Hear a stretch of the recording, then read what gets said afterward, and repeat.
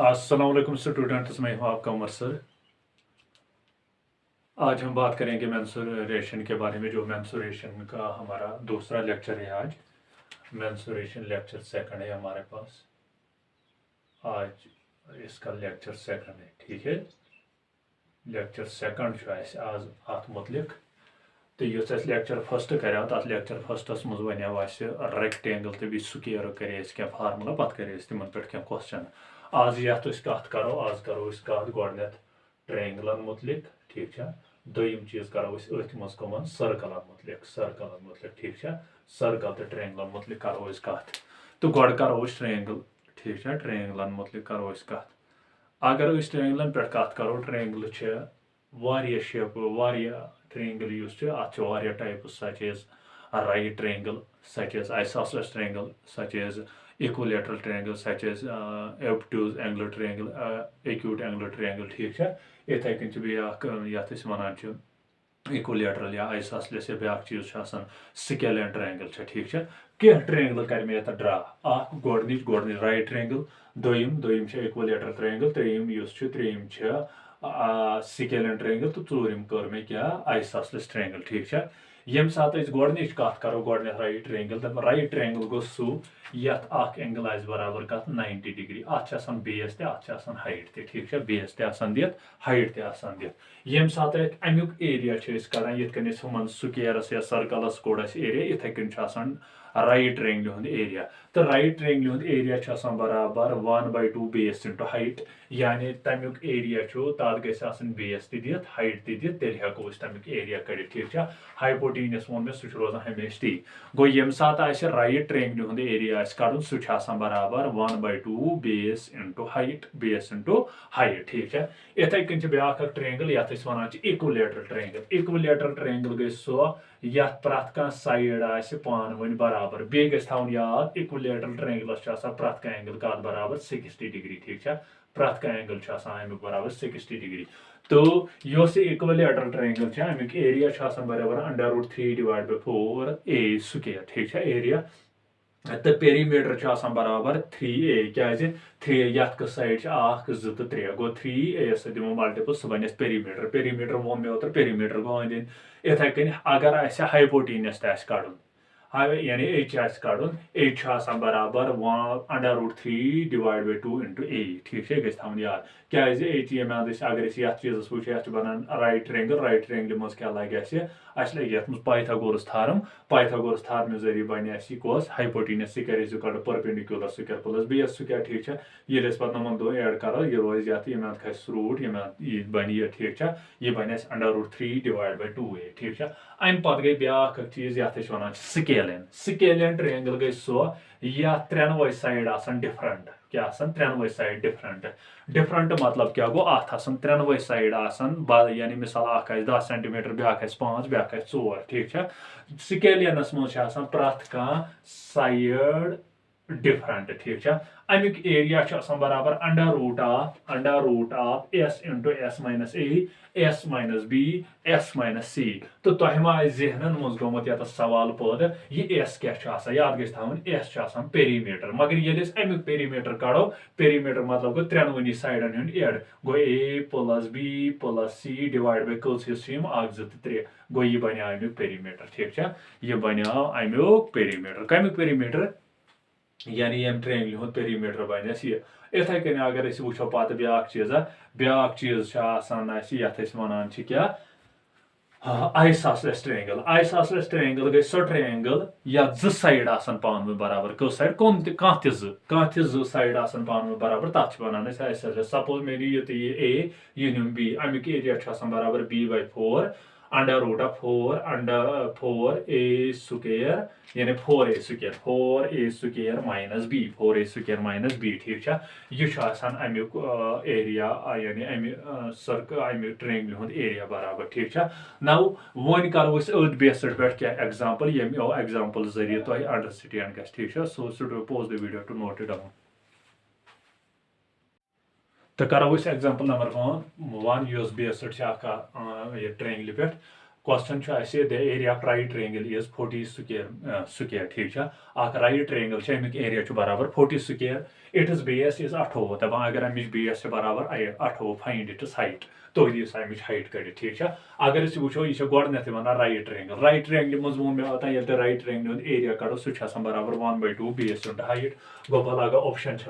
गो area बराबर 1/2 base into height ठीक area कत बराबर एरिया दित 40 ठीक into is equal to 1/2 base कस बेस दित 28 गो 28 इंटू क्या गोस हाइट अम पे दिमो मल्टीपल 40 इंटू 2 क्या गो 80 इज इक्वल टू योर क्या बचा 28 इंटू हाइट ठीक वन हाइट यह मल्टीपल यह क्या बेक साइड डिवाइड गो 80 क्या डिवाइड 28 ठीक अम पे अगर षटो अत 4 सत 4 2 जार गो 8 4 0 0 4 7 जार क्या गो 28 गो 20 डिवाइड बाय 7 मगर ऑप्शन मज कहें तेल क्या करो यह बन मिक्सड फ्रैक्शन बनो मिक्सड फ्रैक्शन बह थावन ये 7 यह डिवाइड आ ठीक है यह याद यह डिवाइड अम पे मे 7 कह दिन मल्टीपल सह ग बराबर समन 20 या 20 नश कम गो अगर बह 7 दिम मल्टीपल 3 सह बनान बोर्ड 21 ठीक गो बह दिम 7 क्या मल्टीपल 7 2 जार क्या गो 14 अत आम यह 14 अम पे मे वो पर कल शुरहन तान पर 6 तो गो यह तथी 6 गो 2 6/7 अमिक आंसर ठीक अमे आय क्वेश्चन कर ठीक नव सेकंड क्वेश्चन तम ब्रो अगर तारुन तम पे नेक्स्ट क्वेश्चन ब्रो कन find the perimeter of the equilateral triangle whose area is 4√3 दपान अगर इक्विलेटरल ट्रायंगल अमिक एरिया दित अमिक दियो पेरीमीटर कड़ित ऑप्शन 12 13 14 एंड 15 ठीक यम सात गोडनुक चीज वो इक्विलेटरल ट्रायंगल हुंद पेरीमीटर कत बराबर गोडनुक चीज इक्विलेटरल ट्रायंगल पेरीमीटर बराबर कत यानी 3 इंटू ए गो बह लिख 3 इंटू ए ठीक गो मे 3 दित मगर ए मे ये दित क्या तो वो ए दित मगर रसा दित एरिया दित गो गोड वो एरिया पे नीर ए अगर एरिया पे द्राव ए सु ए त्रो ये तो सह नीर पेरीमीटर ठीक गो गोड कड़ो क्या एरिया नाउ एरिया कत बराबर perimeter area of equilateral triangle सह बराबर √3 डिवाइड बाय 4 ए स्क्वायर ठीक नाउ एरिया मे और दित कोता 4√3 इज इक्वल टू योर क्या बचा √3 डिवाइड बाय क्या 4 into a square is equal to ये कैंसल 4 4 जार क्या गो 16 गो ए स्क्वायर द्रा बराबर 16 अम पे अगर यह स्क्वायर चटो योर क्या खच रूट तो 16 रूट मे बराबर पाई यह बराबर 4 गो ए द्राव कोता 4 अम पे हेक बह वन कड़ित क्या पेरीमीटर गो पेरीमीटर क्या मे बराबर 3 ए बदल क्या 4 गो 3 4 जार क्या गो 12 तो ऑप्शन नंबर फर्स्ट अमुक आंसर ठीक तो students pause the video to note it down तो next question students question number 3 the triangle has a perimeter of 200 meter ठीक ट्रायंगल हसा यमिक एरिया बराबर 200 meter if 2 sides are equal अगर अमिक 2 साइड पान वन इक्वल यानी 2 साइड फॉर एग्जांपल अगर बह फॉर एग्जांपल का ट्रायंगल बनाव ट्रायंगल मज 2 साइड पान इक्वल अगर यह ए क्या ए ठीक and third side is 20 more than equal side इस त्रेयम साइड यह नमो दो साइडो नश कोता गसान ज्यादा 20 यानी यम इक्वल साइड यमो नश गसान ज्यादा कोता 20 मोर 20 यानी a + 20 what is the length of third side तेल वन थर्ड साइड कत बराबर थर्ड साइड कत बराबर ठीक यह करो कोशिश सपोज अगर इक्वल साइड मान इक्वल साइड ट्रायंगल अमिक इक्वल साइड बराबर x ठीक ब्याक अम नश कोता ज्यादा 20 गसान ज्यादा अम मतलब क्या गो मे दिन थर्ड साइड कड़ थर्ड साइड कित कर बह अगर मे मोन साइड हसा बराबर x ब्याक बराबर क्या इक्वल साइड तो ब्याक साइड क्या x + 20 suppose let us suppose this one ब्याक थर्ड साइड अम पे मे कड़ what is the length of third side what is the length of third side गो ये बात third side perimeter what is the length of third side गो मे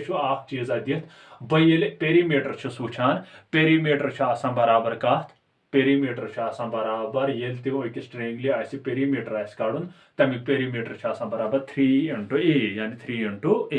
मतलब क्या गो बह लिख तेल पेरीमीटर बराबर perimeter is equal to 3 into a 3 into a ठीक है ना यह कित कर 3 into a मतलब क्या गो 3 साइड यानी 3 साइड हेकन मैं तेल यिथ कन लिखित x plus x plus x यानी अख साइड मन तो अख a plus b plus c perimeter ओर दित कोता 2 ठीक है इज इक्वल टू a मतलब गो अख साइड कोता x प्लस ब्याक साइड तो कोता x प्लस ब्याक साइड कोता x plus 20 ठीक है अम पत क्या करो 2 थवन ये अख 2x तो अख कस गई 3x ठीक है प्लस क्या गोस 20 प्लस गोस 20 यह 20 यह तर योर क्या बन -20 गो बह लिख तेल ये 200 -20 ठीक है इज इक्वल टू योर क्या रो 3x अम पत क्या कर बह 200 वाल 2 तत क्या रोद 160 इज इक्वल टू 3x अम पत 3 मल्टीपल यह क्या गए 3 1 जार 360 जार गो 80 गो x द्रा बराबर 60 x का द्रा बराबर 60 अम पत मे वो त्रेयम साइड वो अगर ऑप्शनस मज वो ऑप्शनस मज 60 क्या यह अमुक आंसर ना यह अमुक आंसर क्या यह द्राव x बल्कि यह वन थर्ड साइड क्या नी गो x कोता द्राव 60 गो x बदल 60 प्लस गोस 20 तत क्या नी 60 ठीक है गो अत नी 60 प्लस 20 क्या नी बराबर 60 प्लस 20 कत नी बराबर यह नी बराबर 80 तो सोन करेक्ट आंसर क्या 80 ठीक है so students pause the video to note it down now students वन करो कत सर्कलस मुतलिक ठीक है तो ट्रायंगलन मज मे क्वेश्चन क्या कर या बाकी कंसेप्ट वन तम तुम क्लियर गम तो वो करो सर्कलस मुतलिक कत सर्कल एरिया बराबर सर्कल गो क्या गो वन बह सर्कल क्या गो अगर सर्कलस पे वो सर्कल गो the location of points which is equal distance from it centre from a plane यानी मतलब गो सर्कल सो ये सेंटर पे डिस्टेंस रोज हमेश क्या बराबर यानी फॉर एग्जांपल बजन वन या फॉर एग्जांपल यह सेंटर पॉइंट योता यीचा यप डिस्टेंस रोज तीजा गस रोज ये तीजा गस योर तीजा गस योर तीता योर तीता योर ये पे जॉइन करो यह सर्कल बनान ठीक है मगर सर्कलस मज 2 चीज आसान क्या अख सर्कल सर्कलस मज चीज गोडनेथ ये चीजस वन डायमीटर क्या वन यस अंद पे अंदस तान तथ वन डायमीटर अगर वह हाफ हो सेंटर पे कोता नेसफस तान तथ वन रेडियस क्या वन रेडियस तवे वन रेडियस हसा बराबर d/2 यानी डायमीटर नेसफ ठीक है तो डायमीटर बराबर 2 times r यानी r दगन रेडियस दगन ठीक है यह थे याद डायमीटर बराबर कत डायमीटर बराबर 2r यानी 2 times रेडियस तो रेडियस बराबर डायमीटर डिवाइड बाय 2 ठीक है यम सात अमि सर्कल एरिया कड़ान यह सर्कल एरिया बराबर pi r square where pi is irrational number pi क्या इरेशनल नंबर तो पाई वैल्यू या तथ दिन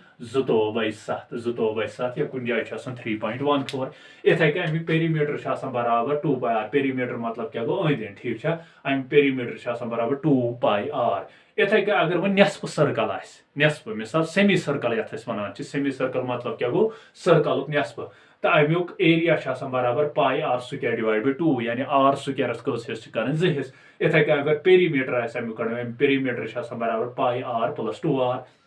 इथे अगर कवाटर मतलब क्या गो 4th हिस्स 4th हिस्स सह बराबर pi r square divide by 4 अमि पेरीमीटर बराबर pi r square divide by 2 plus 2r ठीक है यह याद मगर वन फॉर एग्जांपल ये एरिया दित पेरीमीटर दित ठीक है वन क्या क्वेश्चन कर ठीक है फॉर एग्जांपल क्वेश्चन करो यम the radius of the circular field for example circular field circular shape circular shaped field अमिक एरिया दित फॉर एग्जांपल 25 कोता 25 मीटर ठीक है वन तुह दिव एरिया कड़ फाइंड द एरिया यह क्वेश्चन यानी सर्कुलर शेप्ड फील्ड अमुक रेडियस यानी radius of circular field 25 centimetre कड़ो अमिक एरिया ठीक है यम सात एरिया सपोज वो करो example radius of circular shaped field बराबर 15 यानी सर्कुलर शेप्ड फील्ड यमिक रेडियस बराबर 15 तो क्वेश्चन वन तुह दियो सा तमिक एरिया कड़ी यम साथ एरिया कड़ो एरिया खतर वो गोडनेथ फार्मूला एरिया ऑफ सर्कल बराबर कत पाई आर स्क्वायर गो बह पाई आर स्क्वायर पाई वो ऑप्शन ऑप्शनस मज हे कुछ सात पाई अति पाइस तम वैल्यू त्रोमुत 2 7 कह ठीक थो फॉर एग्जांपल ये पाई अति आर स्क्वायर आर कोता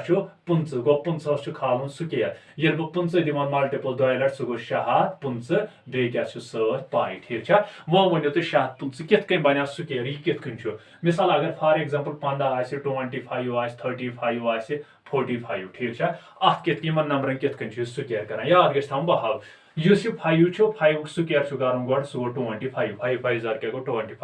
अम पे वो वनस क्या हेरिम नंबर वनुक हेरिम नंबर 2 2 1 जार क्या गो 2 यह बना अमुक स्क्वायर इथे कन 5 5 जार क्या गो 25 2 निश कुस नंबर हेर 3 3 2 जार क्या गो 6 यह बना अमुक इथे कन 5 3 5 5 जार 25 3 निश कुस नंबर 4 4 3 जार क्या गो 12 तो ये स्क्वायर नंबर हेकान कड़ ठीक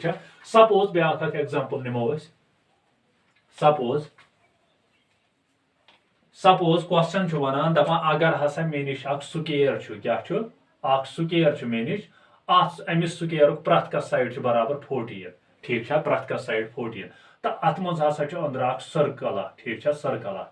अम सर्कल ठीक यह सर्कल अमुक तुम दियो सा अमिस सर्कल क्या कड़ित यानी अमिस सर्कल दियो तुम पेरीमीटर कड़ ठीक पेरीमीटर खतर क्या फार्मूला वनी लिख पेरीमीटर बराबर 2 पाई आर ठीक यह थ याद यम सात में यह सर्कल स्क्वायर स्क्वायरस अंदर सर्कल ठीक अमिस सर्कल मे कड़न क्या पेरीमीटर अमिस सर्कल मे कड़न पेरीमीटर कित कर बह अमिच गोडनिक चीज वुच बह यह डायमीटर मे वो अंद पे अंदस तान डायमीटर गो डायमीटर अगर यह डायमीटर गो यीचा यह लाइन तीचा लाइन मतलब अगर यह 14 यह क्या 14 वो जन 14 रेडियस कड़न यानी डायमीटर कोता द्रा मे 14 मज मे कड़े रेडियस बराबर डायमीटर डिवाइड बाय 2 यानी 14 डिवाइड बाय 2 गो बराबर 7 गो रेडियस कौचा द्राया 7 वन हेको पेरीमीटर कड़ पेरीमीटर कत बराबर पेरीमीटर बराबर 2 पाई आर 2 गोस अति ठीक पाई बदल क्या वो मे 2/7 आर बदल क्या रेडियस कौचा द्राय रेडियस द्राय 7 7 गस कैंसल 222 कोता गो 44 द्रा पेरीमीटर अति जन एरिया तमिक कड़न एरिया बराबर कत वो पाई आर स्क्वायर पाई बदल क्या त्र पाई बदल त्र वैल्यू 2/7 आर स्क्वायर बदल क्या लिख आर स्क्वायर कस लट लेखन 2 लट क्या आर 7 मगर ये आर कस लट 2 लट 7 7 गस कैंसल 7 2 जार क्या गो 14 7 2 जार गो 14 तो अत क्या गो 15 तो अस द्राव 154 ठीक 154 द्रामिक आंसर ठीक नाउ अम पे करो ब्या एग्जांपल ये एग्जांपल सह अंडरस्टैंड गस थोड़ा करो लेवल हेर पहम थोड़ा करो लेवल हेर पहम ठीक सपोज मे सर्कल दिख सर्कल अमिस सर्कल रेडियस दिख 14 क्या दिख अमिस सर्कल रेडियस दिख 14 क्वेश्चन वन अगर हसा तुम यह सर्कल दिख अमिस सर्कल रेडियस हसा दिख 14 तेल बनयु सा अत सर्कलस बनयु तुम स्क्वायर क्या बनयु स्क्वायर अत सर्कलस बनयु तुम स्क्वायर ये तुम स्क्वायर बनयु अत पे दियो तम स्क्वायर क्या कड़ित तम स्क्वायर दियो तुम साइड कड़ित यानी तम स्क्वायर प्रथ का साइड कत नेर बराबर ठीक क्वेश्चन समझा बे क्वेश्चन वन अगर हसा तुम सर्कल अत सर्कलस रेडियस 14 पे दियो अत सर्कलस तुम क्या बनयित अत सर्कलस दियो तुम स्क्वायर बनयित तम स्क्वायर दियो तुम प्रथ का साइड कड़ित ठीक ये स्क्वायर वो यह स्क्वायर सर्कल वो अत सर्कलस बना स्क्वायर ठीक स्क्वायर कित बन अगर बह यह सर्कल ये सन ट ठीक गो अत बने 2 हिस्स क्या बने 2 हिस्स ये बह यह वो जेठ त्रावान यानी यह बह बनावन यानी मुचरावन यह मिसाल कोयल तार कोयल सह मुचरावन बह सह बन यथ ठीक गो सह ये बन अत बना बह साइड यह ठीक ब्या साइड बनावस बह यथ ब्या साइड बना बह यथ तो ब्या साइड बना बह यथ मतलब क्या गो यमिक अंद पेरीमीटर सुई रलो मे तो तथ बना मे सर्कल तथ बना मे सर्कल गो यमिक सर्कल मे अंद तुल ये बनो मे स्क्वेयर यह बनो अमुक मतलब क्या गो तेल आयस ये कथ समझ यमुक पेरीमीटर सुई पेरीमीटर द्राव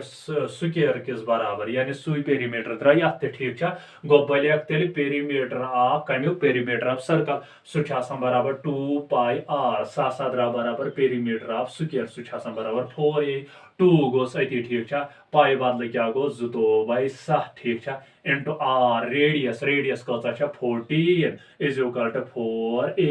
7 1 जार 7 2 जार क्या गो 14 2 2 जार क्या गो 4 सो 4 तो ये 4 गस कैंसल गो a द्राव 22 गो अमु मतलब गो प्रथ का साइड अमुक कत बराबर 22 ठीक है प्रथ का साइड स्क्वेयर बराबर 22 ठीक है so students pause the video to note it down